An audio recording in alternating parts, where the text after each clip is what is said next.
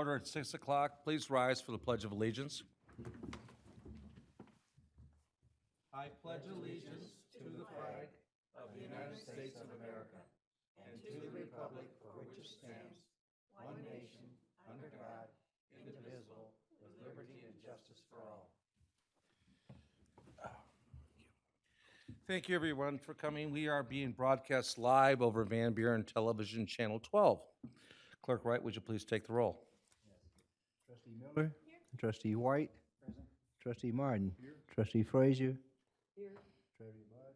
Here. The clerk is present. Supervisor, Here. we have a quorum. Thank you. I'd like to start by calling Treasurer Bud. It is my sad duty to announce that we have lost Joyce Gant, and it's hard to say goodbye to someone like Joyce. I think the beautiful day was for her today because she was the one that was in charge 10 years ago of starting the Wellness Expo, which was held today in the seniors, and they honored her with the announcement that she had passed. She was always on the go and could not help enough. Even when she was in hospice, her biggest concern was making sure that the event happened today. Joyce had worked many, many hours with her husband, Speed, at the Yankee Air Force Museum. Her devotion and dedication will be missed by all. So as a board, our sympathy goes out to Speed, her family, her friends, and all who loved her. Thank you. Moment of silence, please. Yes.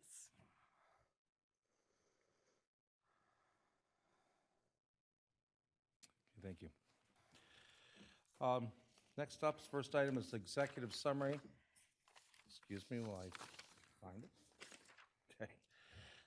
The executive summary is meant to give an overview of today's meeting. Our first order will be the consent agenda. These items are normal business like paying bills and discussion, which were discussed at length yesterday. And these items are fully endorsed by the board at our board workshop. It includes one unusual item, which is a lot split designating. We're splitting a lot that's about 3.5 acres by Sandy's Marina into roughly 2 pieces, cutting them in half.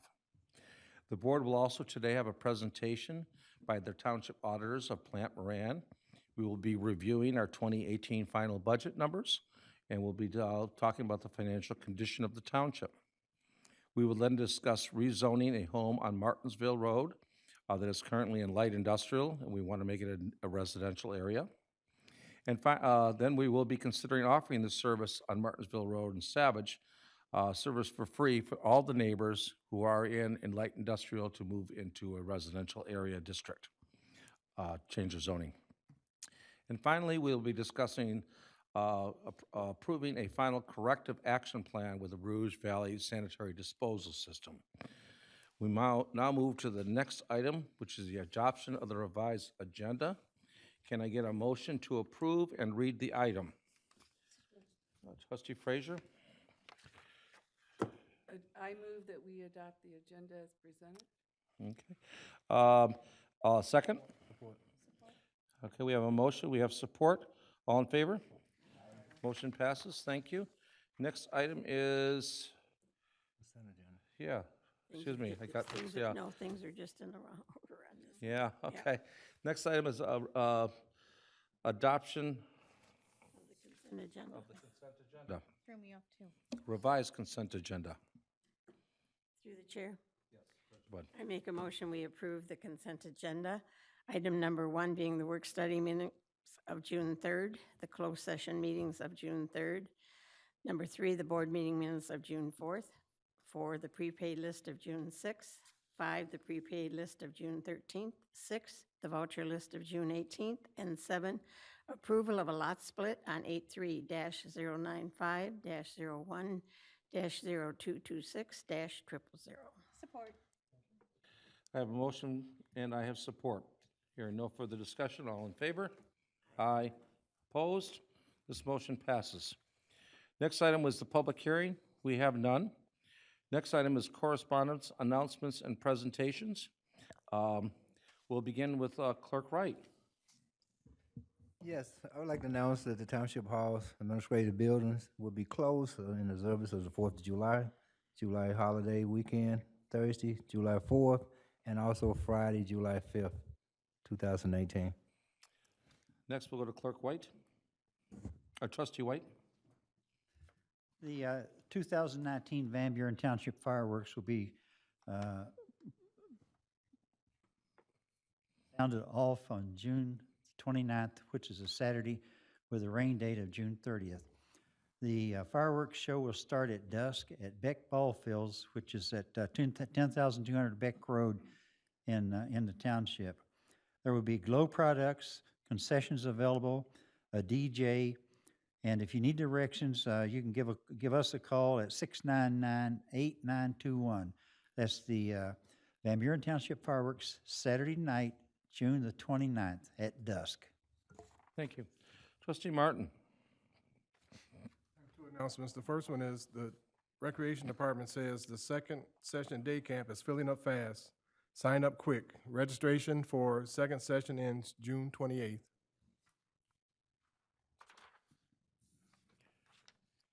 And Parks and Recreation Department presents its annual Taking It to the Streets on Friday, June 21st from 1 p.m. to 4 p.m.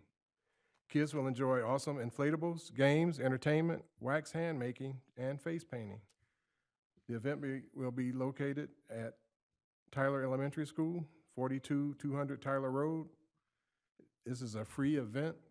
Also, as an attraction, it will be the Alexandria Nature Bus, presented by the Howell Nature Center, as hands-on activities, education, and live animals.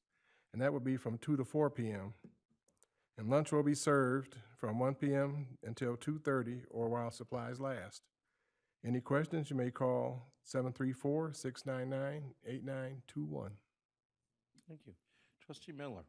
The township would like to announce the summer concert series, so please join us Wednesday nights in mid-July for a free summer concert series, which starts July 10th, also on the 17th and the 24th, starting at 7 o'clock, going to approximately 8:30. This will be held at the Senior Activity Garden, located directly behind Van Buren Township Hall. So please bring your lawn chairs and come and enjoy a beautiful evening of music and fun. Okay. Trustee Frazier. Well, we have the Real Neighborhood Cleanup Action. And if you're a resident who lives in Van Buren Township, you can apply to have your yard. You have to be 55 years of age and you have to be in need of lawn care services. And the Real Neighborhood Cleanup Action is accepting solicitations for lawn care services such as mowing, edging, weeding, pruning, leaf cleanup, hedge trimming, mulching, planting flowers, but you have to provide your own flowers, of course. And it's a free, one-time service community outreach. The home sites will be viewed for a thorough assessment prior to scheduling an appointment. And we actually have the right, reserve the right to turn down any citizen for lawn care services. If the job's too big and we don't think we can manage it, then we just can't take it on. But if you'd like to have the real students that are going to be here working in the township, you can call 734-699-8900, extension 9393, by July 5th. And you can schedule, at that time, you can schedule an assessment for your property, and we'll let you know if we can put it on the schedule. And also, the Belleville Area Museum on Thursday, June 20th, which is coming up at 6 o'clock. There's going to be the Historical Society members are going to have a program and a viewing of the vintage wedding gown, the wedding gowns from our area that are going to be put on display. And it's a type of fashion show. So support your local museum and come on down and see the beautiful wedding gowns from times past. Thank you. If you hear some noise off to the background, it's because we had about 250 to 300 senior citizens come through today. They had a health and wellness expo. Walt Rahoviak cooked about 24 turkeys in the pig roasters stuffed with Dearborn sausage. And They ate, and it was a record crowd for us. We were pretty happy about it. Then they went outside and listened to music, and they're packed out there with people that stuck around. I counted at least 125 people that are out there by the senior citizen garden. They're having a lot of fun, and as one of them said, what happens at the senior center stays at the senior center. But if you want to come down next year, come on down. They have a great time over there. We have over 2,000, I think it's 2,800 members currently in our senior center. So it's pretty amazing how many people we have. And we accept you even if you're in Belleville or Sumter. Just I think we charge you a whopping $5 more for the year. So we're inclusive to the entire area. Is there anybody from the public that wishes to make an announcement? Is there anybody from the public that wishes to make a comment? We're going to move on to our first item. Our first item is to consider approval of the annual audit of all township funds by Plant Moran. Before they begin, we're going to take an approval, motion for approval. I make a motion to approve. Okay, I've got Miller, and then I've got Bud for second. Okay, take it away. Supervisor McNamara, Board of Trustees, and we pulled up this evening, we saw the cars in the parking lot, we thought they were for us. Clearly there's another event going on. But come on.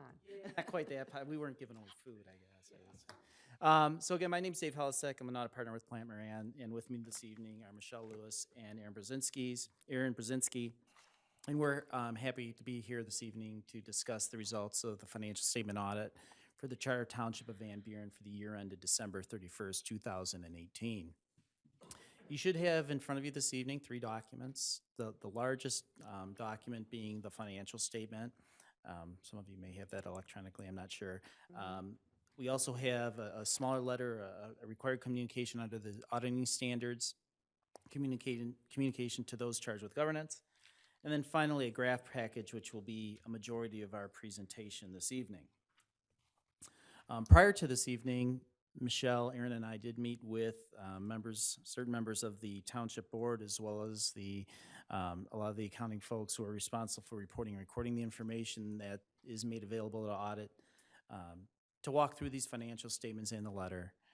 2 reasons. One, to ensure that the information was turned over for audit was accurately compiled within the statement itself. And secondly, to address any questions that the management did have as it related to the results of the audit and the communications in the letter.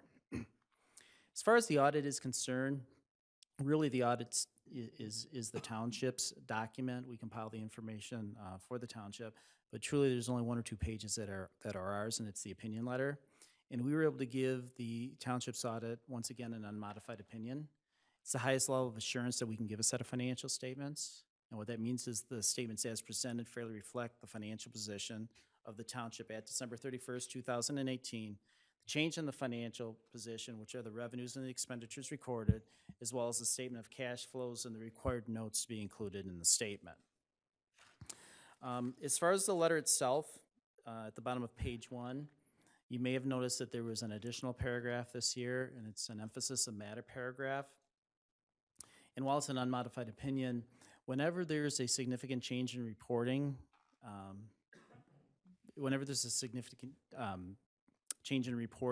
we're required to bring that matter to attention in the opinion letter, and there's also a write-up in the notes to the financial statement. This year, the emphasis on matters related to the implementation of required standard under GASB 75. Michelle's going to talk a little bit more about that during her part of the presentation, but you may know we have talked about this for a number of years, and essentially it was bringing the calculated liability as it related to post-retirement health care benefits out from the note section of the financial statement and into the balance sheet part of the financial statement. It's a pretty significant change, but at the same time, it's very similar to what was done a couple years ago as it related to pension under GASB 68. Again, we had been talking about this, and it was just moving the information from one part of the financial statement to the other. I'm going to turn it over to Aaron, who's going to walk through the graphs. If you have any questions as you go along, please feel free to raise your hand or just yell out at us, and we'll address the questions as we go along. And at the end, if there's any questions that you have that on items that we haven't talked about, we'll address those at that time as well. All right, Erin. Good evening. As Dave mentioned, in front of you is a graph packet that outlines the township's financial activity for the fiscal year 2018. The first slide, which is projected up here as well,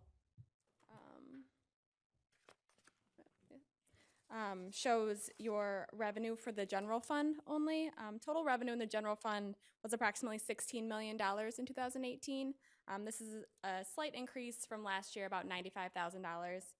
The township's largest revenue source, represented by that teal bar there, is property tax revenue, and you can see that jumped pretty significantly this year, about $2.2 million, and that's due to the increase in the public safety millage. Your other revenue, which is the kind of yellow bar there, consists of your charges for services, your fines, license, permits, and some investment income. That increased slightly, about $192,000. There was an increase in construction permits this year, just to new developments, and some increase in fines. And then your state sources, that consist of your state shared revenue, which is about $2.6 million, and then your personal property tax reimbursement of about $167,000. There was a decrease in the operating transfers. This is transfers in from the landfill fund, and it was about $1.8 million this year. Excuse me, did you say a decrease in landfill? Yep, well, see, last year it was about $4 million, and this year was From the 1.8. landfill to balance the budget. The next slide here shows expenditures for the general fund. Expenditures were about $16.5 million for the year. This is an increase from 2017 by about $2.5 million. From this graph, you can see that the largest, the most significant expenditures are within your public safety departments. They represent about 57% of the general fund expenditures. They're fairly similar to what they were last year. That large increase in expenditures is really due to your general government expenditures and your contract and other. In the general government, there was an increase due to some additional capital outlay this year, as well as some additional election expenses that were incurred. And then that kind of blue section at the top also includes a transfer to the long-term debt fund of about $1 million, which was new this year since the creation of that long-term debt fund. The next slide here shows your fund balance for the general fund. You'll see the 4 components of fund balance listed at the bottom there. Overall fund balance decreased slightly, about $440,000 compared to last year, and is about $7.5 million. The first component of your fund balance is non-spendable. That's just fund balance that's in a non-spendable form, and it includes your prepaid expenses of about $222,000. There is no restricted fund balance this year. That's just fund balance that's restricted for a legal purpose or by a third party. Previously, you had some PEG fee revenue that was restricted, but that was spent during the year and is no longer restricted. And then next, yep. Just one question. It appears to me that our expenditures went up about $2.5 million, Yep. and our fund balance dropped by $500,000. Because your fund balance can only increase if you're bringing in more revenue than you're expending. So if you look at the total revenue, it was about $16 million, but your expenditures were about 16.4, 16.5. So that increase in your expenditures over your revenue is why there was a decrease in fund balance. If that makes sense. And the question is why? Why? $1.5 million to OPEB. We took that right out of the general fund because we had to bolster it up. Can you explain for residents that don't know what that is? We have a retiree you know what, I'll let the accountant explain what that is. Sure. Since that was a big Okay. topic this year, Michelle has planned to cover that a little bit later. Just definition for the residents. Retiree medical. That's all Healthcare. all we need. Okay. Okay, so your assigned fund balance is about $2.5 million this year, and that's just a fund balance that's been identified by management to be used for future use, and that includes some debt service, equipment replacement, and then retiree contributions along with a few other items. And then your remaining unassigned fund balance, which can be used for any purpose, is about $2.5 million. Oh, I'm sorry, $4.7 million. And then the final slide here, previously we've been looking at the general fund. This slide here shows activity for your water and sewer fund. Operating revenue decreased by about $440,000. This is really due to a decrease in tap fees. Last year with the new Menards and the new hotel that were developed, there was an increase in tap fees that were brought in 2017 that didn't have any comparable balance this year. And then your operating expenses increased about $477,000. There were a few areas that increased. Your costs of water and sewer increased a little bit. There was some personnel cost increase, and then some additional capital outlay that caused an increase in your expenses. And that's all we had for the financial part. So Michelle's gonna take over for the rest. Okay, before we move on, do you guys have any questions on the graphs? So the other thing that David mentioned is in front of you, you have a letter to the board. And this letter has 3 components. The first section is related to any internal control matters that we've identified during the audit. The second item is required communication to the board. And then the third is other recommendations, legislative items. So I'll just touch on each of those briefly. If we look at the first section, the internal control matters identified in the audit, there is one item that we would report as a significant deficiency. The audit terminology says anytime that we identify adjusting entries or past adjusting entries, adjustments that weren't made, we identify that and we bring it to the board's attention. The one item that we have here is that there were some past adjustments which mostly related to recording investments at market value rather than cost value.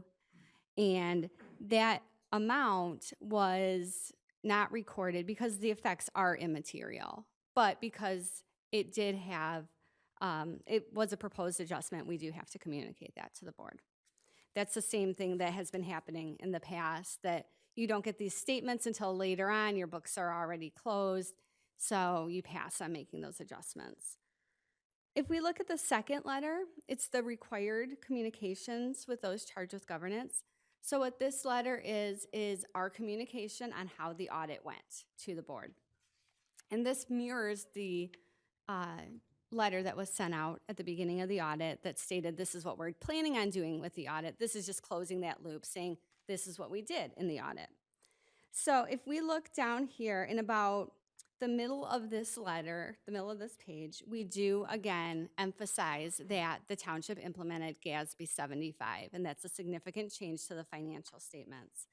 As we go down here, we talk about some accounting estimates that are in the financial statements related to Michigan Tax Tribunal, your net OPEB liability, your net pension liability, unbilled water and sewer. All of those things are significant estimates that are in the financial statements. If you go to page 4, we talk about any difficulties or disagreements with management. So we had no difficulties performing the audit. We had no disagreements with management. If that would have happened, you would have known well before this meeting. As far as corrected and uncorrected misstatements, as I had mentioned, there were a few past adjustments. Those are on the next page of the letter. Other than those items, all of the adjustments that we had proposed were recorded. So then if we move on to the legislative items, these are things that are coming out of the state. These are things that are important to the board as you're making your decisions. If you look down at the bottom of page 7, we talk about legacy costs. And as Dave had mentioned earlier, legacy costs, they're really a big focus right now in the state. They've been a big focus in the township for several years. But if you look at your pension system at 12/31/18, you'll see that the pension system is 79% funded.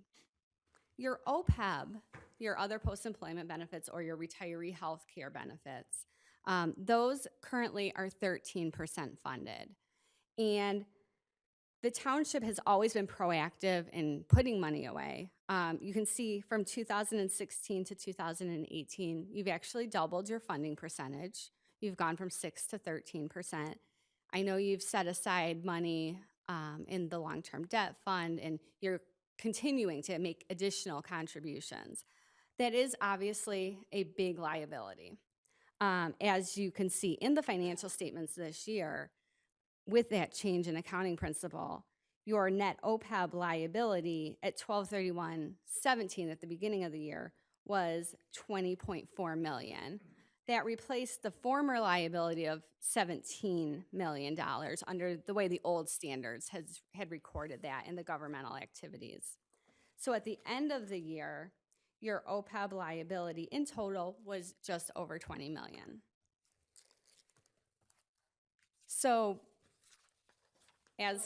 go ahead. Just a second. Yep. So, in other words, we're $20 million behind on having enough money to pay all our retirees.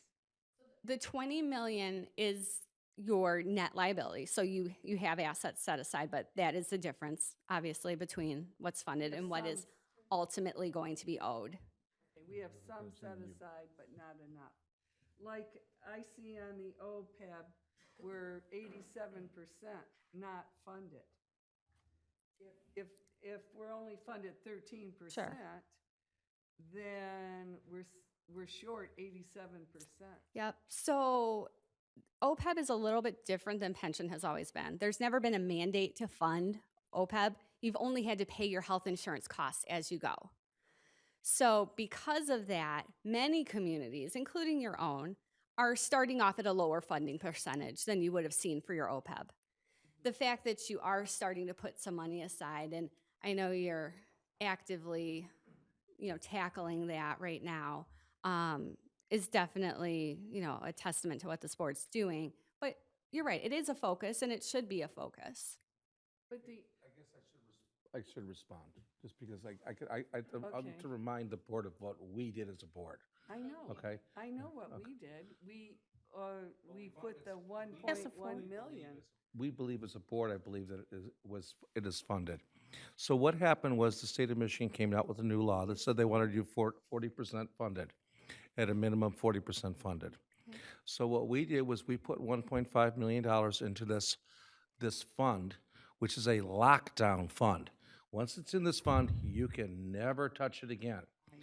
But because OPEB is such it depends on what Medicare is doing, it depends on a lot of other things. If you go from 7% to 8%, that number of $20 million liability shrinks to 17 million, I think.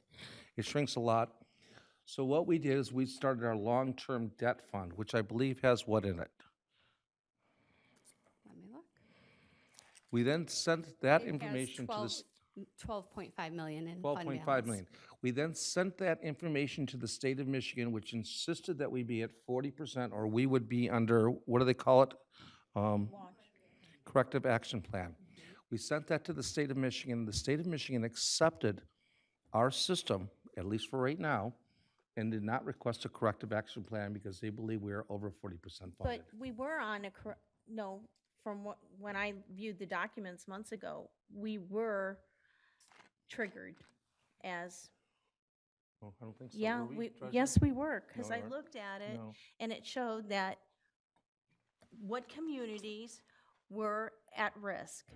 And we did submit, and I looked at the paperwork, anyone can do this, Mm-hmm. what the correction was, and how we were going to move towards fixing that. To my auditors. But even that said, okay, so you have, that's a trigger. It's marked and it's saying, watch, we submitted the correction plan, and that satisfied it for the state.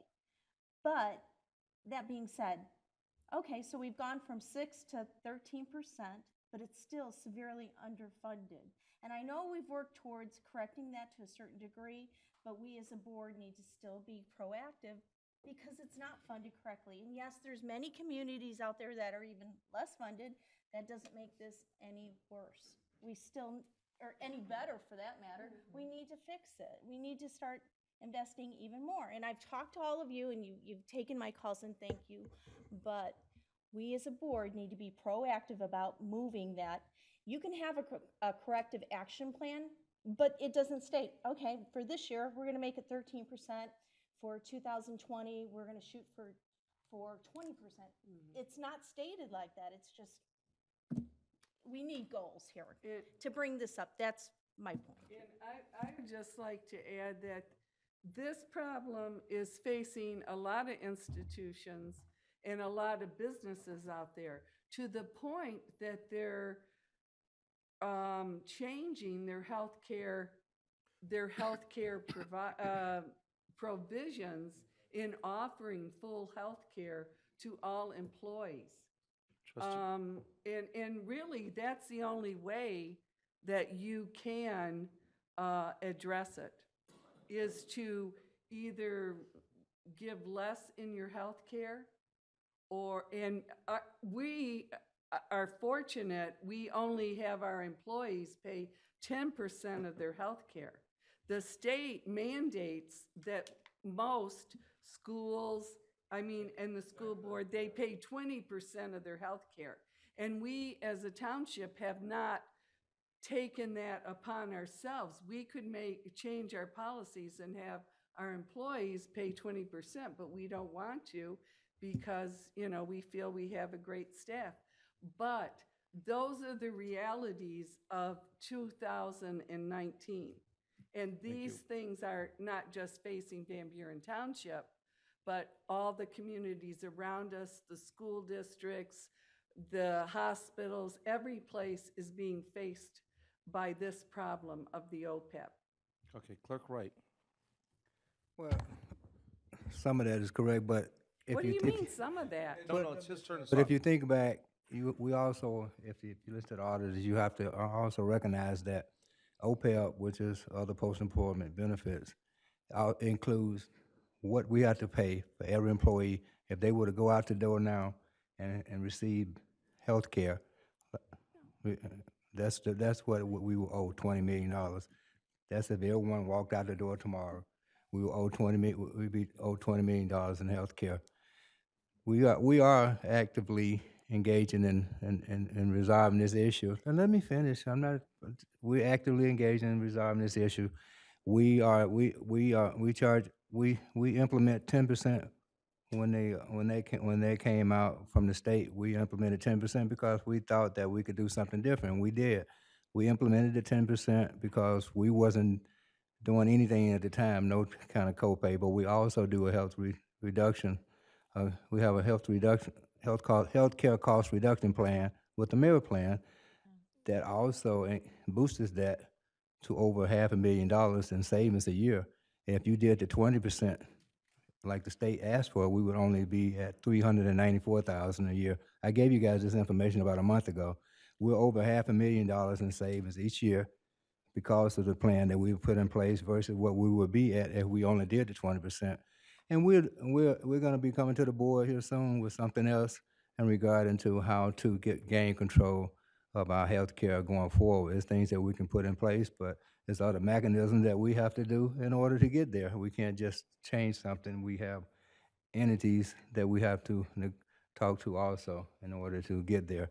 But we're actively engaging in controlling that. This just came out, and you can't go from zero to hero in a year, but we're actively engaging on and controlling that The idea OPEB. of paying 20% has been around for more than 1 year or 2 years. It has been around for at least 5 or 10. And furthermore, if our cost savings and how we're doing our health care, it's a great program. I cannot understand, to save my life, why other townships and cities around us and the schools don't get on board with that. It just doesn't compute to me what's wrong with what we're doing. There's something, and it needs to be addressed. That's all I'm saying. I didn't state anything Okay, except we're going a that little we're off. paying We're not- 10% yeah, and okay, 20%. okay, that's not on the audit Okay, part of it, but it is thank on you. the audit, it's on Okay. the When will we OPEB. address Our- this, Supervisor? The OPEB is being addressed currently, and it's gonna have, it is going to be a main In part of. contracts. It's gonna be main part of our budget discussions, and it's going to be a part of our contracts. You have one of the union leaders in our office right now that I know is on vacation because of it. So we'll be discussing this during budget reviews. Files back there. So, yeah, coming up. oh, we are, but Okay. right now, we are actually in pretty good shape. We really are. I mean, we are never gonna be 100%.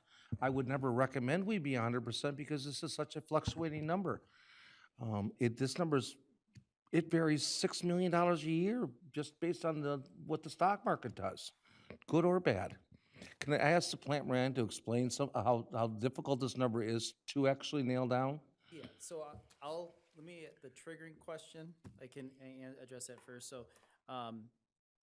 what will trigger an underfunding review, we'll call it, is if the OPEB number is below 40% and it's 12% of if the actually determined contributions are more than 12% of the budgeted revenues. That criteria spreads across, that same criteria for every county, village, township, city in the state. The state also knew that a one-size-fits-all isn't necessarily going to tell a true story of where everybody sits. So that's when you have the ability to go through the waiver process and say, yeah, we Van Buren have been triggered, but here's why we may not really fall under that category, and that's that whole waiver process. And then if you don't, the state can either approve or deny that waiver, and then you fall into a corrective action. So it can be triggered, but you can also get a waiver through. Instead of your general fund revenues, right? Governmental revenues, which would be general fund, special revenue funds, debt service funds, and So would that, so it wouldn't would that take be it- 16 million on ours, or 12% of 16 million? about 20, I think it was this year. Of 20 million. Yeah. So about okay, so that would be about what, 1.6 million or 1.9 million? How much would it So- be? So what I said, 20%, 12, be 2 mil, right? Much? 2.4 2 million. million. Okay, we currently spend about $360,000 a year in retiree medical. If that $360,000 was greater than the $2 million and we were under 40%, that would trigger us, but we are not. We're only 360,000, not 2 million. And I don't see how we ever could be 2 million. If everybody retired, I think it'd be 1.8 million. Yeah, I think what we need to keep in mind when we're looking at the number, a couple things, just so to make sure, because this is the first year we're implementing it, so you're kind of seeing it in this format really for the first time. One, the net position number is actually made up of two components. There's the total liability, and there's actually the assets that have been put aside. Those assets that have been put aside are really advanced fundings of the township. So those are the monies that are put into the trust. To my knowledge, nothing has come out actually yet of that. 'Cause in addition to that, the township's annual payments, what we call pay-as-you-go payments, those continue to be paid out of existing resources. So this is money that's being put aside. That 22 or 20, how much is it? 20-something million dollars of liability, it's actuarially determined. So I can tell you that number is not due tomorrow. It's not doing payable tomorrow. But it involves assumptions that include mortality rates, includes projected returns on investments, experience studies. It includes where healthcare costs may go. But it also estimates of the current employees that do have normal costs related to the current year, estimating how many of those will vest and actually earn that benefit when they retire some years down the road. So just to keep in mind, when we say what's kind of due tomorrow, there's not 20 million due tomorrow. It's an estimate of what has been earned and will be payable in the future, which is why that liability is not included in the general fund on the modified basis, because it's not currently due and payable. It's actually in the full accrual basis. as a long-term payable, much like your long-term debt is included. And it's really the same thing as it related to when the pension liability was enacted some 3 years ago. Also keep in mind, as far as the funding, and, at 13%, I think everybody would like to be funded better. But up to 10 years ago, under those standards, this number was not even measured. So the benefit was given, and this was everywhere. It wasn't just a Van Buren Township, but up until a pronouncement up until about 10 years ago, that liability wasn't even measured and included in the statement. So many communities weren't, since they weren't thinking, since they weren't measuring, really weren't setting monies aside.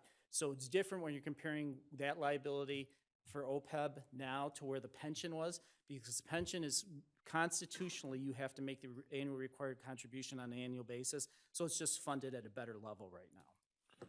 So, Clerk, one Truth, second. I have Clerk a- Wright, Okay. yeah, you've, That, and the state is doing the right thing by bringing it to everyone's attention because you have issues like everybody know what happened in Detroit, that the pension wasn't funded, and of course the pension wasn't funded, and the health care wasn't funded either. The thing about we have to remember here is that we do a good job with our fund balance. We have a great fund balance, and we also putting money aside. I would just show a quick note to the supervisor. Currently, we pay about $360,000 a year for health care costs. As long as we can pay that and put money aside, we're doing great. If, for instance, you take 10 years, let's say you're paying $360, escalates by 2%. $360 to $370,000 a year equals about 3.6 to $4 million. If you got $5 million in escrow, guess what? You can pay the benefits for 10 years just from that alone. What the state has done, but I think it's a good thing to put people on aware. And like, we've talked about this, but I think it's giving some people a false sense of the sky is falling when the sky is not falling if you're doing what you're supposed to do. And that's the benefit of it, is making sure that you're looking out into the future, making sure that you can pay the health care costs, but some entities or some municipalities are not even doing that. So what we're doing here is great. What we're doing is what we should be doing. We're able to pay. We pay yearly. We pay the yearly costs, and we're putting money aside so that we can continue to do that and be funded. And we're also looking at ways of controlling that cost going forward. I just, through the chair, I just like to say, it's, we can say we're doing the right thing, and we are. And the state, I agree, is doing a service to all government-run agencies by requiring this accountability. But, we can plan. We have a $19 million maybe owed to Vistion. We have a landfill, you never know. I don't want to see employees who have given their service to a township, and then at the end, they don't get their pension, they don't get their health care covered. Wayne just went through this. They had to cut their police pensions, they had to cut their police health care. I had two brother-in-laws that worked for McLeod Steel, if you remember that catastrophe, who 30 years in, expecting to retire, and they get nothing. My own, I have somebody else who worked for General Motors. They had to cut their vision care, their, they've made major cuts too. So has Ford Motor Company in their benefit packages to the new employees. And what I want to see us be is proactive and maybe more aggressive at, getting these costs under control. That's all I'm saying. We're doing a good job. We have the money.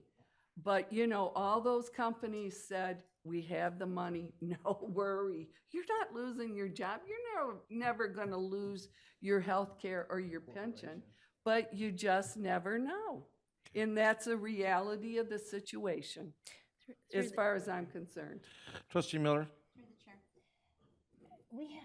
Maybe I missed it, but have we talked about what the projections are when people will retire. We talk about, okay, we have 13% and that'll net a certain amount of money, but where's the breakdown on employees as to who can possibly qualify for retirement versus percentage-wise of what we're paying in? Well, that's an actuarially determined number. I mean, that's part of the this liability is an actuarially determined liability. And it's including exactly what you've described, is based on history and other factors, how many of the current employees, not retirees, current employees will hit that mark where they will be entitled benefits. Right, where's So that data? Where do we see that to? be in the actuarial report. Reports, which we do get every year. All right. So during budget review time, I know you all have had discussions amongst yourself about different ideas on how to also, besides the 13%, which I still think is low, ways to curb those costs. Okay. So moving forward, we've got a long agenda, so. Okay, so continue on, auditors. Thank you. Okay, just a couple more things here. On page 8, we talk about revenue sharing, and the state has come up with their projections for the 2020 budget. They are projecting an increase in state shared revenue. They're reallocating what it's called in some buckets. So you had these CVTRS, city, village, township revenue sharing. They called them one-time payments. They're now going to be kind of blended into the regular revenue sharing. It's just reallocating the line items, but there is looking to be an expected increase in revenue sharing this year. On page 9, we talk a little bit more about legacy cost reporting, and I know that the finance director and deputy treasurer have worked together in making sure that those reports are filed with the state. If we go to page 11, Public Act 57, that's a new public act related to your DDA, your LDFA. There are certain reporting requirements that are going to be effective next year. There was also a requirement to submit the plan for both entities to the state and some disclosure requirements of making some of that information public. So all of that information is here. Susan with the DDA is more on top of that than most people I know, so she's got that all set. Then we have, let's see, just some new brownfield items, new legislation. One of the more important things on page 13, your LCSA money, which is your lost property, personal property tax revenue. The distribution of those have changed. So before this year, they would have a distribution and there were some overages and there were some underpayments. And so what they're doing going forward is you will get a reimbursement of 100% of your personal property taxes by February 20th. And then after the February 20th distribution, in May, they'll see if there's any extra that was collected under the LCSA, and you will get another check May 20th. So this year, the township did get another check on May 20th. And after that, there are some dark stores legislation, some Senate bills. And finally, on page 16, we talk about some upcoming accounting standards. So these standards are really just how certain things are going to be reported on your financial statements. It has nothing to do with the way you operate day to day. They're just going to be what your statements look like a year or two from now. Any questions? Any questions? I have one. Trustee White? Could we go back to the LDFA for a second and kind of expand that a little bit further and explain it a little bit better for us as far as the taxes?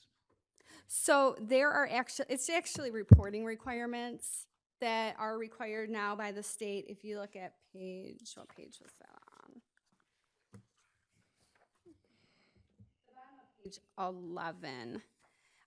there's some transparency and reporting requirements. So every year, the DDA submits an annual report to the state. There's additional requirements in that report starting in 2019 year ends. And then on page 12, there are other things that need to be made public, either on the website or at a physical location. Board meeting minutes, the annual budget, annual audit, that sort of thing. So it's just reporting requirements that need to be made public. Okay. But there's no change in the taxation of the LDFA? Change as in the far way as you're, that goes? It's just in the reporting? Correct. Okay, yep. thank you. Okay, just a couple quick things to add. The computer's off, but when Erin gave her presentation, especially on revenues, there was, I think she talked about a revenue increase in the property tax area. I think as most of us know, that related to the increase in the public safety millage. And that number is about 6.6 million of property taxes. Only 5.7 million of that is public safety. So that millage for public safety of 5.7 million can only be used for public safety related expenditures. So that hasn't changed. I know we kind of talk about this every year. When you look in your budget document, if we're just taking a look at police and fire costs, that number is about 7.5 this year. If in any year there was more revenue than expenditures, the township would end up restricting that. But there's still, even with that increase in the millage, there is still a gap in the public safety related property taxes as it relates just to police and fire on the expenditure side. So I just wanted to clarify what that did for the township. And then just as far as reporting and recording, the information, I would say, from an internal control standpoint, the news is good and it continues to be good. We didn't have much in the way of deficiencies or weaknesses that we had to report out.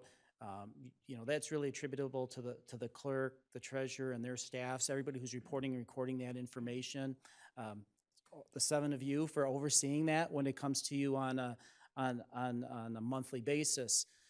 Why that's important, one is, you've got good people reporting good information and providing that to you, but when we don't have to come up with what I'd call significant adjustments as a result of our year-end audit, that really means for the information that you're receiving during the year financially, they're pretty good numbers. It's information that you can rely on. It's not like Plant Moran comes in, after the end of the year when we're writing millions of dollars of journal entries so that you can get this unmodified opinion. So what your staff does in the reporting and recording of the information that they do to you during the year, not just for audit, it's been really good, and we haven't had to report, at least as part of our testing, any really significant deficiencies or control weaknesses. So with that, I'd be happy to answer any questions on anything we've covered or anything that we haven't covered this evening. What is the we call it the rainy day fund supposed to be for Normal Township? Well, so I almost hate answering that question, because when it really comes to townships, I don't like to say there's a normal township. If you think about what your charter allows you to have, you're allowed to have 1 mill, right? 1 mill, 5 mills. You're really limited. We're 1 mill. But I mean, some charter townships are 5. It depends on what you come in. So you're at 1 mill. 1 mill on your taxable value. You're limited. So that's between taxes and state shared revenues, which is the constitutional sales tax money that gets. Those are your 2 largest revenue sources. Mm-hmm. So your ability to raise revenues, so to speak, isn't as great as it could be from a city standpoint. So you've got to continue to go out and ask, for instance, like most of our cities, like your surrounding cities, are probably able to get 15, 18, or 20 mills versus your 1 mill. So you're operating, from a general standpoint, you'd say, the number we hear a lot is 15 to 20%. I mean, that's what you hear. Townships need to be more careful than that, though, actually. Okay. Because during a downturn, as we had in 2008 in 2007, 2008, 2009, your ability to recoup and really gain revenues when they've been lost are really limited. You know, there's many communities that were out there, not necessarily Van Buren Township, that their taxable value went down 50% during that time period. And based on Proposal A rules, even though the home values and the taxable value, SEVs may have recovered, you're only getting inflationary increases. You've also got to consider, you know, unanticipated expenditures. You've already talked a little bit about OPEB funding. So there's a lot of moving parts, but you want to have enough monies now to have the ability to react in case there's another economic downturn. Okay. All right. And we currently have about $20 million. 7.5 million plus 12 million. We're probably we're pretty good. So that's a pretty big number. I mean it is, you know, for what you've designated, and it sounds like you're having good discussions on obligations and what you need to do with that. What I'd say is I never like to point out the number that we're referring to as an AICPA number, which we refer to. But that number is not the right number or percentage. I'm sorry, that percentage is not the right percentage for every community in the state. It just depends on what operations you have, what upcoming liabilities you may have, and how you're going to fund that. All right. Any other questions? Through the chair. So the rainy day fund really can't support all our obligations.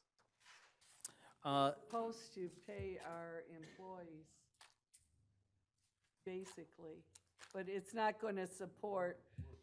We're pretty fluid. I mean, You that know- money can go wherever it needs You to know, go.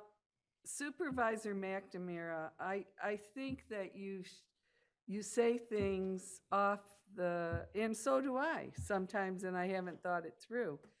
But the fact that we were triggered, and you said we weren't triggered. We weren't by the triggered. Were we state. triggered? Yes, I think that Trustee Miller just showed it on the. We you were not know, triggered.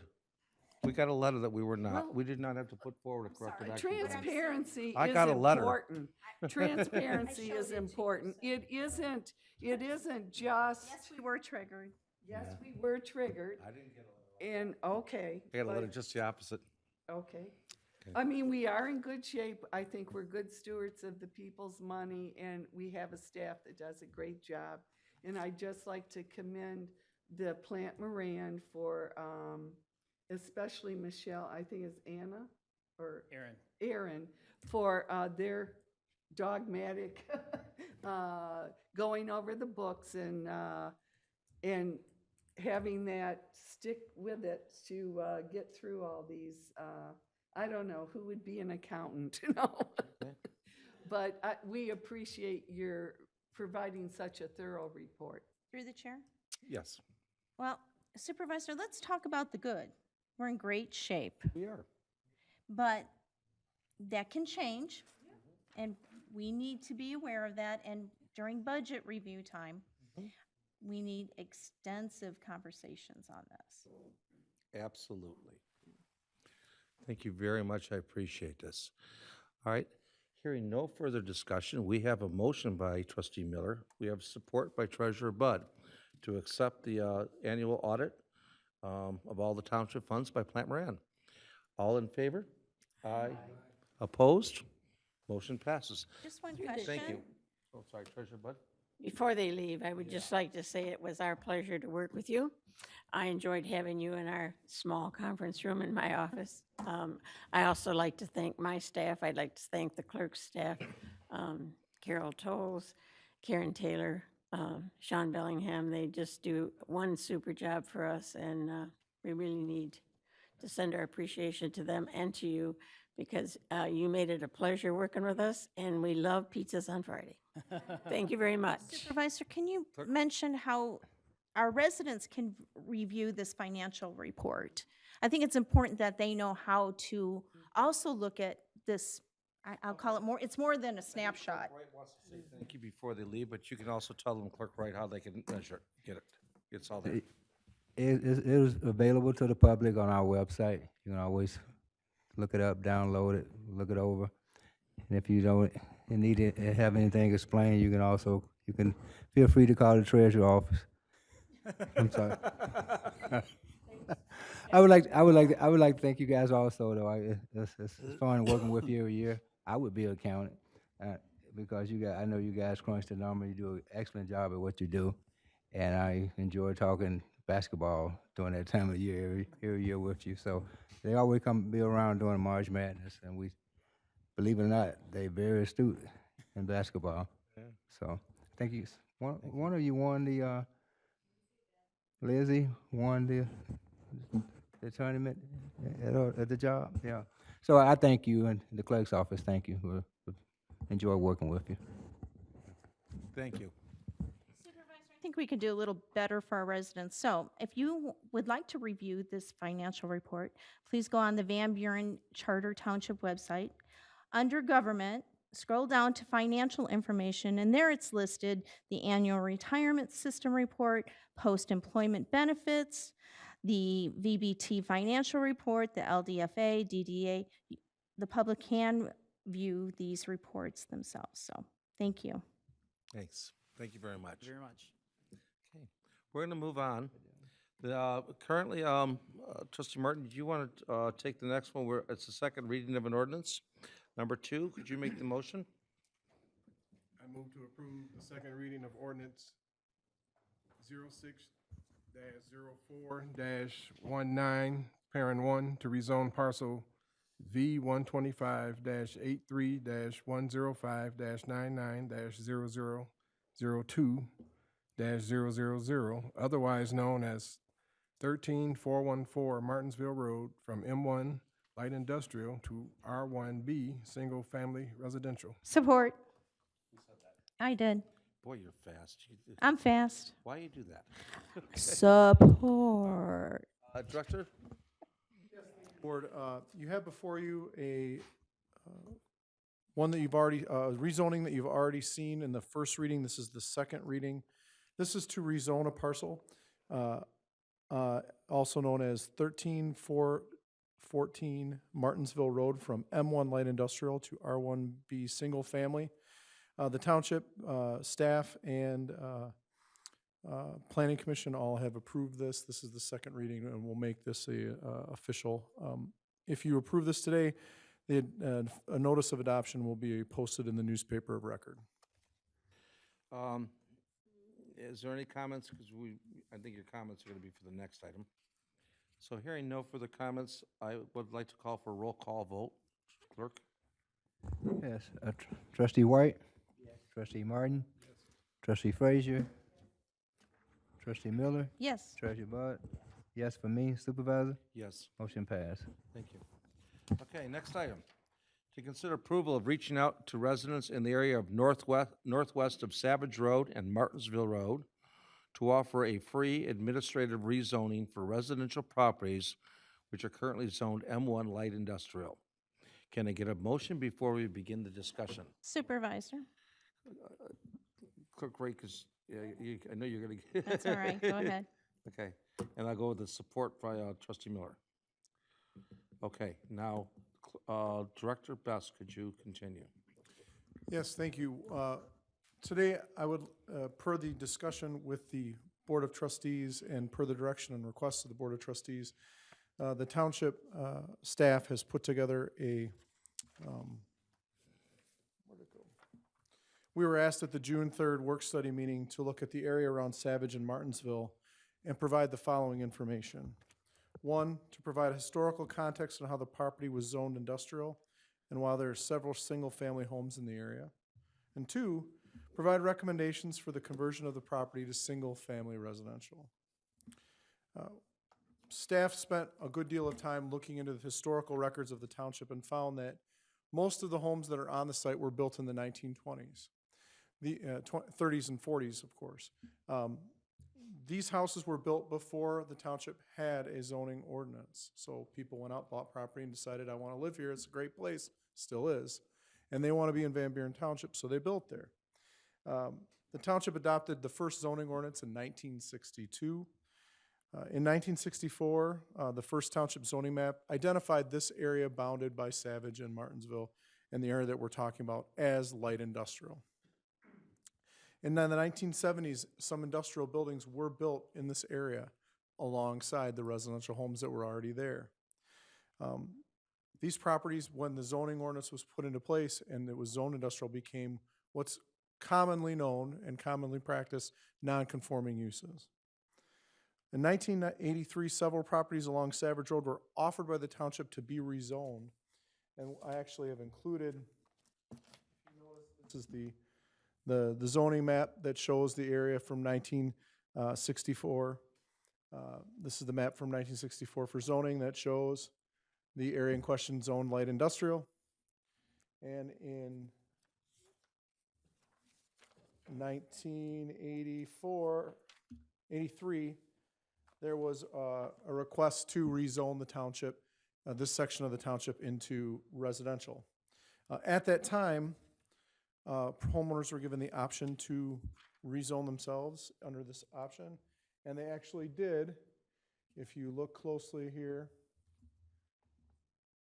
there were a section of properties in this area here along the edge that were rezoned from the white, which is industrial, to residential. And that was done in 1983. The rest of the properties were still correctly zoned industrial, but were non-conforming uses as residential. So at that point, we come to the 2000s where 2 homes were actually built on some of these properties that were residentially zoned, that were changed to residential zone. So the answer to the question, how did houses get built in a light industrial area? A lot of people have said, is this an incorrect zoning? It's not an incorrect zoning. In fact, the correct answer is the vast majority of these homes were constructed prior to the zoning ordinance enactment. It appears that this area was initially zoned light industrial due to its proximity to the railroad tracks. If the township board is interested in converting residential properties to residential zoning in this area, there are 4 recommendations that are to be made by staff. First, we would send out a letter to all the residents who have residentially used property, the non-conforming uses in the industrial zone, offering to rezone these properties at no charge. And this would be a one-time opportunity for them to take advantage of. Second, refund the properties in this area per the request of the board, which have recently rezoned properties who have paid the rezoning fees. So people who have just rezoned in this area would be offered a refund per the direction of the board. Once we have written interest from residential property owners, they must write in that they are interested in rezoning, filling out a rezoning application. They will move through the rezoning process, we'll combine all the individuals into one and work through the process with them and complete the rezoning process. The township, at the work study and over the weekend, township staff received a couple of questions from trustees. I wanted to address some of those questions now. One of those questions regarding is there anything that says we can or cannot do this? According to our attorney, who did a preliminary look at the Zoning Enabling Act, there is nothing that prevents the township board's desire to move forward with allowing for rezoning at no charge for this area. There's something that says you can do that, and there's something that says you can't do that. So this action is up to the board to decide to do it, but we would follow the regular rezoning process. Secondly, there was the question about liability, and specifically, if we refunded properties, if we refunded rezoning fees, would that be admitting that we did something wrong and open us up to liability? I have asked the attorney for his opinion. He put that, as I got the question asked again this morning, as you can see, we got the letter today. We have, you have inquired, this is from Patrick McCullough, you've inquired whether a refund of fees to residents of approximately $1,200 relating to the rezoning of their property could expose the township to liability. I do not view the payment of this amount for reimbursement in any way suggests the township improperly zoned the property in the first instance. In short, it is my opinion, Patrick McCullough's opinion, that the repayment of these rezoning fees in no way constitutes an admission of liability or responsibility for any alleged damage going forward.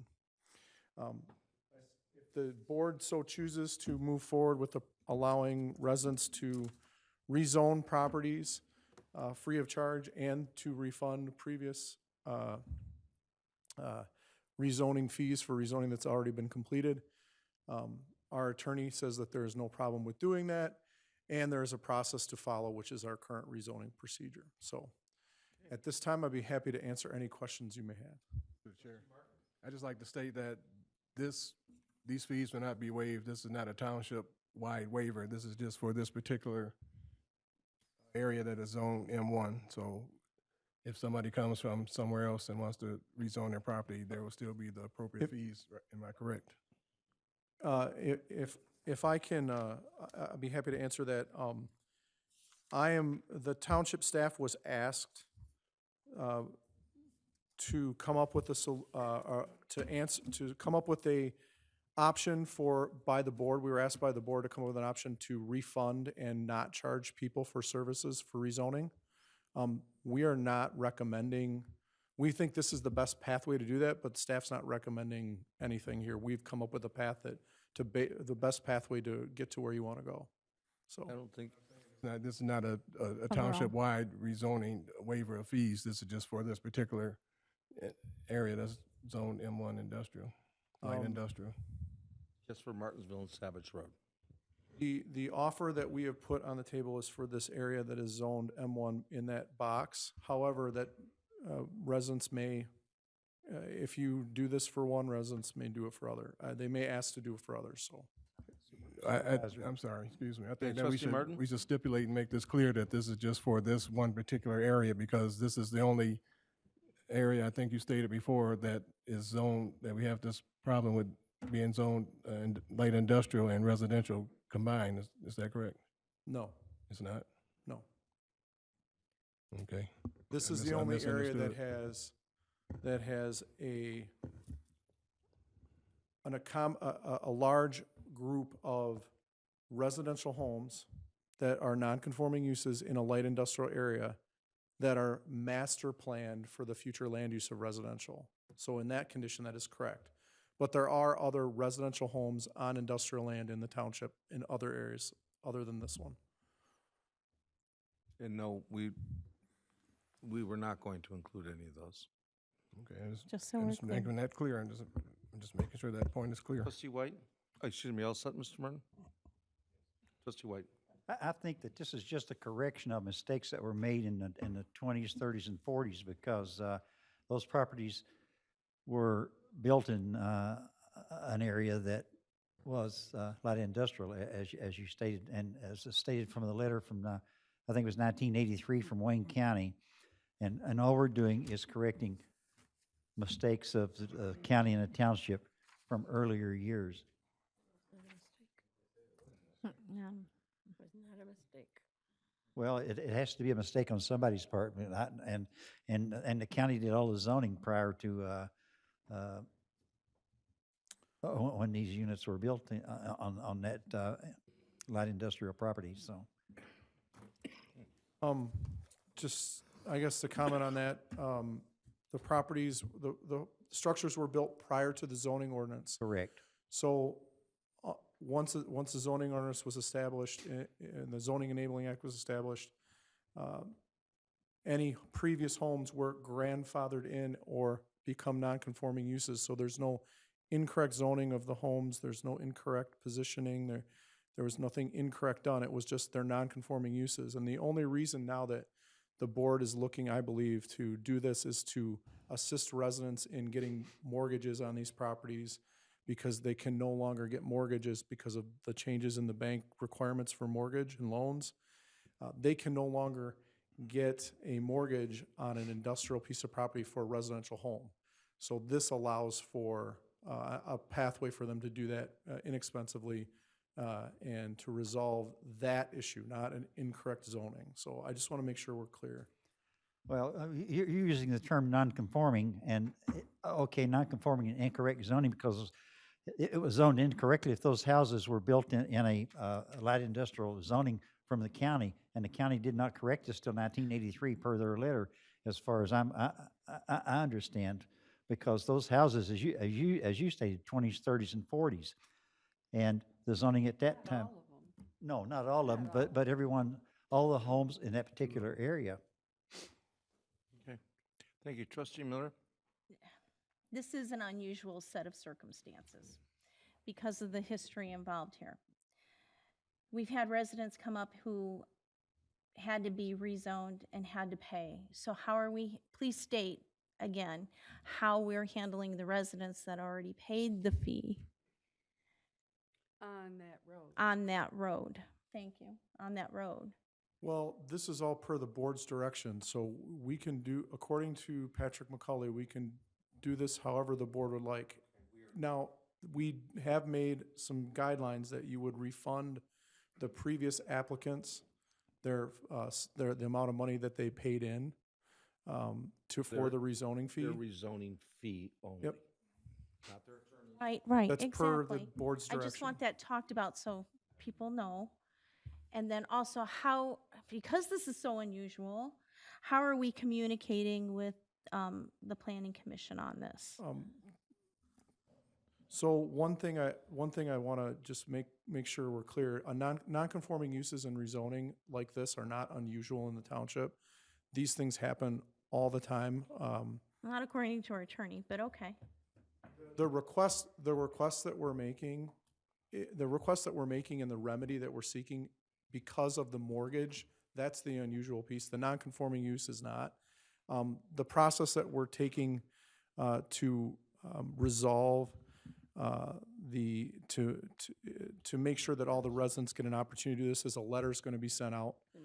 There's actually a list of, and I can show you, there's actually a list of properties that have been identified in this area that are residential that will get a letter. And then from that, they have to fill out the application, and we'll be happy to process those in one group and move them through the process for rezoning if they so choose. If they so choose. Yep. Okay, thank you. Okay, Through the trustee chair. Frazier? So it's unfortunate that we did have a homeowner that lost their deal because of the zoning, and they didn't realize it, and the realtor didn't realize it, unfortunately, until it was too late and they lost the buyer. And there is a property that took 2 months to close, I understand, on Martinsville there. And, what I'm wondering is the last house before you get to Savage that has just recently sold, they had to get rezoning. They paid $600 to get their property rezoned to residential. And they're right next to, I think it's the Gentle Tool and Die. I don't remember the name of the place. But they're right next to an industrial zoned place, a business. Now, if that industrial zone place, this is just, if they wanted to, could they offer to buy the residents next to them if they were going to expand? These people that own these businesses there are probably, I didn't interview them, but they're probably, older, getting ready to retire, and who knows what could be built there. Would they be allowed to put an expansion on light industrial in there, or is this going to be part of the master plan that's going to be addressed and there won't be any more light industrial in that area? I just wonder that. So if I hear the question correctly, you're asking whether or not a private industrial property owner could buy out a private residential property owner? Yes, they could. And they could request then that the residential zoning be turned back to light industrial.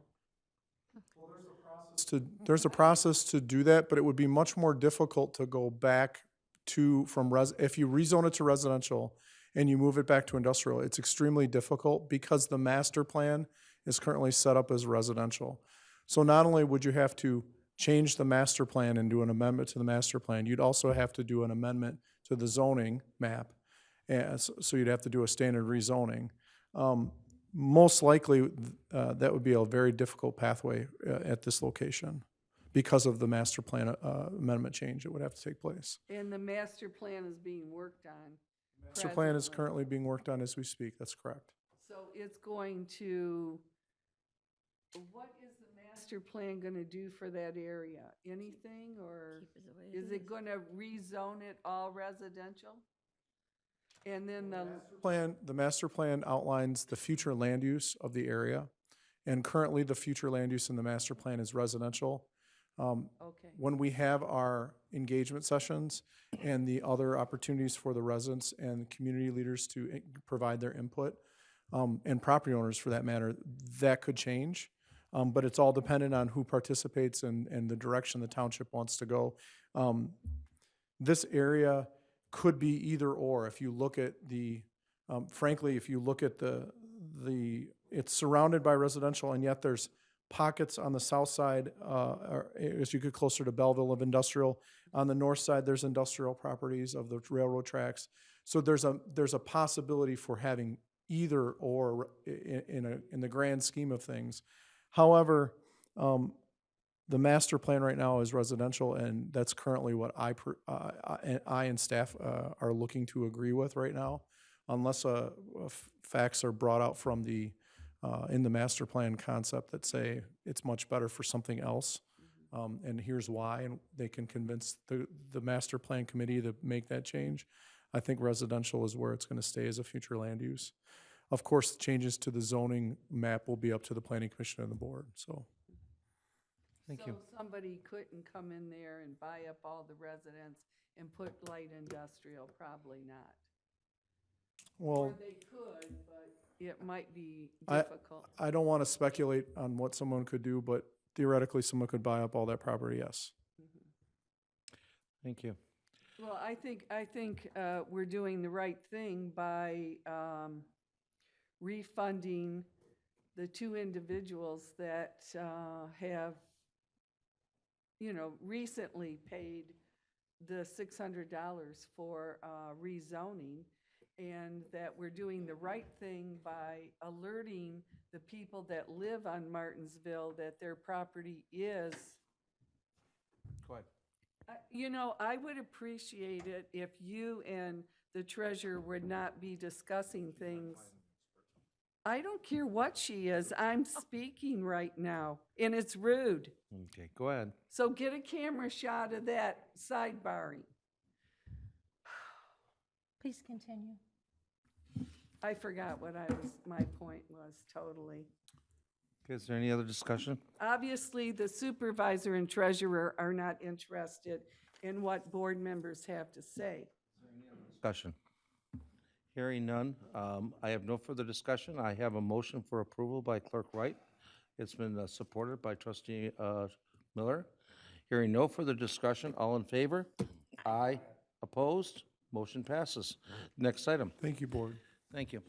Next item is to consider approval of Resolution 2019-09, which is adopting a final project plan for the Rouge Valley Sanitation Disposal System on behalf of Wayne County. Can I get a motion before we begin? I make a motion we approve as presented. Trustee Frazier? Trustee Miller? Continue. Director Tater? Okay, as discussed before, Wayne County is required to submit a long-term capital action plan to the state of Michigan by the end of this month. Included in that project plan are 5 projects that are potential suggestions, or they're actually suggestions as to how the sanitary overflows, the sewer sanitary overflows in the Rouge Valley system can be corrected. And the projects range in cost from $80 million to $1.1 billion. It is the county's recommendation that the state would accept the $80 million plan. But this would come with some rate increases to local communities, which has given a lot of communities a little pause on this. But nonetheless, the resolution that's in front of you is to approve the long-term capital action plan as they're submitting it, which would open the door for the county to also apply for SRF funding, so that local communities wouldn't get strapped with having to have huge short-term obligations, but rather extend the payments out for these projects over a much longer period of time. Okay, any questions? So what we're doing is, we're staying in this until we know what's going to happen, so that we can still get the funding from the state. It's necessary until we get down the road a little bit before we're thinking about withdrawing from that system. Is that correct? We're looking at engineering options as to whether or not, we're doing an engineering study to determine whether or not that we can either leave the system entirely or at least reduce our contract capacities so that we can then lower our financial obligations and liabilities to that system. Which seems like a smart move, because our water cost, unfortunately, for every community around us has gone up at least 5% in most communities, I think. Well, it varies from community to community, and rolled into that are internal operational costs too. So it's not purely just the cost of the water, Right. but it's also to maintain the internal systems of those communities. Okay, any other questions? All right, I have a motion by trustee Frazier, supported by trustee Miller. Hearing no further discussion, all in favor? Aye. Aye. Opposed? This motion passes. Thank you. Next item are reports, and we have no reports today. After that, we come to public comment for non-agenda items. Is there anybody from the public that wishes to speak today? Hearing none, we're going to move on to board comments. Are there any board comments for non-agenda items? To the supervisor. I'd just like to make sure that the directors, I've heard for 2 years, having been on budget hearings, that we were going to implement data-driven results. And I'm looking forward to this year's budget in August, where we will actually be given actual numbers that support the programs and the different opportunities and resources that we offer to our residents. I think it's very important that we use a data-driven data to drive our budget, so that we're using our resources in the most efficient way. And I look forward to that, and I just wanted to state that publicly again, so that we can have that in place We've been working in toward that for August. 2 years. Okay. Okay. Although part of it is not going to happen because we just hired Elizabeth, who's supposed to be on the city works part, which is not caught up to it yet. But we'll discuss that during budgets. All right. Anybody else? Trustee I'd like- Miller? You know, in order to keep peace here at the board table and make these meetings run smoothly and to respect one another, let's keep these sidebar conversations to a minimum, because it's very hard to hear what someone else is talking about when there's a background conversation. So I was called out for tonight for supporting a motion too quickly, but yet I think we should be equally concerned with these sidebars. That being said, let's end this on a good, positive note. Supervisor, can you please talk about the $375,000 grant? No. I think that's important. Yes, we have just been awarded by Wayne County a federal grant called CDBG. We typically win $100,000. This year, they put everybody into a pot and basically said you can win $20,000 and maybe you'll get some money back over the 5 years. It was, the idea was to be reprogrammed into communities that really needed, they wanted big bang projects in the Ecorse, River Rouge, Highland Park, Hamtramck. But they liked our project a lot. We worked extremely hard on it. We burned a lot of phone time on it. Sherry Budd was tenacious, and I can't tell you how many phone calls I got from Wayne County saying, "What can you stop her?" So, Thank you. but we ended up winning the $375,000 grant for Iron Bell Trail, and we're very excited about it. We just did the math the other day, or yesterday, and it was over $800,000 in the last year that we've won in grants for Iron Bell Trail. And we haven't even started talking about the Buffalo Bills, what's this guy's name? Ralph Wilson, the Ralph Wilson Fund that was the one reason we ramped this up, because when we told them we would need $600,000 to start this up, they said, okay. So we haven't even gotten to that money yet. So we're very, very thankful for everybody this whole team pulling together and bringing in a lot of money. So let's support the Buffalo Bills. Through the chair, we also did get the $20,000 to support our senior center. Yes, we did. Excellent. Okay. All good things. And when can we expect that sign, Supervisor, out front? People are asking about that new, I'm sorry, what? about the new sign out front that we talked about under capital improvements this year. What's the status of that? The new sign Yes. for, you mean part of the capital improvement fund? Yes, out front? Before October. Okay. Wow. Yeah, All right. we're moving through. What, through the supervisor, what is it completely been put aside, the idea of having an electronic sign on the corner of Belleville Road and Tyler, directing people to the township hall? So, because we have a At new this time, it is, because it's going owned by, in.